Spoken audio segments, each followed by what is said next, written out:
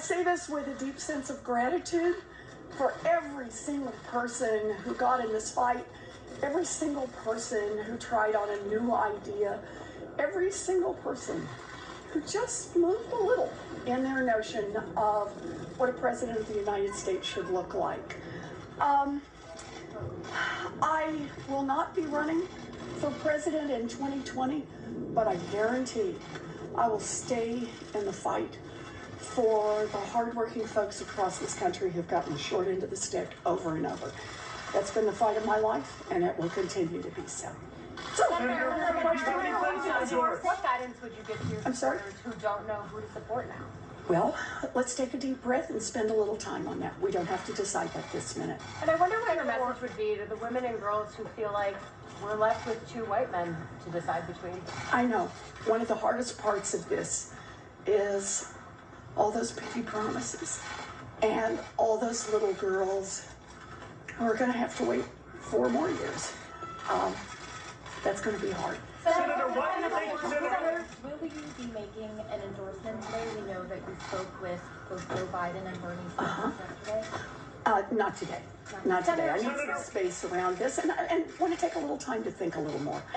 I've been spending a lot of time right now on the question of suspending and also making sure that this works as best we can for our staff, for our team, for our volunteers. So Senator, I'm sorry. It could be coming, but just not right now. Not right now. Senator, I know that your campaign manager, Roger Lau, said on the staff call today that he had no regrets.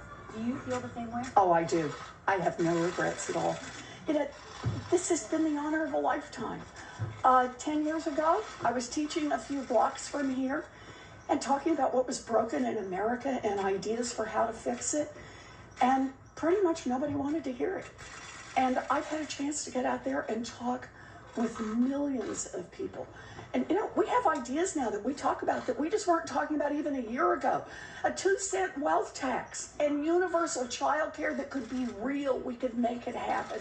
And canceling student loan debt for 43 million Americans and raising Social Security payments. Those are life-changing events for people. And we can actually do this. So I'm delighted to have been here and honored to have had this chance. I was told at the beginning of this whole undertaking that there are 2 lanes. A progressive lane that Bernie Sanders is the incumbent for, and a moderate lane that Joe Biden is the incumbent for. And there's no room for anyone else in this. I thought that wasn't right, but evidently I was wrong. Senator, why do you think you weren't able to resonate more with voters and win any states? As I said, I think that I was told when I first got into this, there are 2 lanes. And I thought it was possible that that wasn't the case, that there was more room to run another kind of campaign. But evidently that wasn't the case. Was it especially painful to lose your home state, Massachusetts? No, I am deeply grateful to the people of Massachusetts.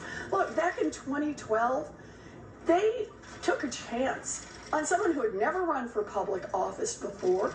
They ousted a very popular incumbent Republican senator to give me a chance to stand up on a bigger platform and fight for their families. And I am deeply grateful for that. They returned me to the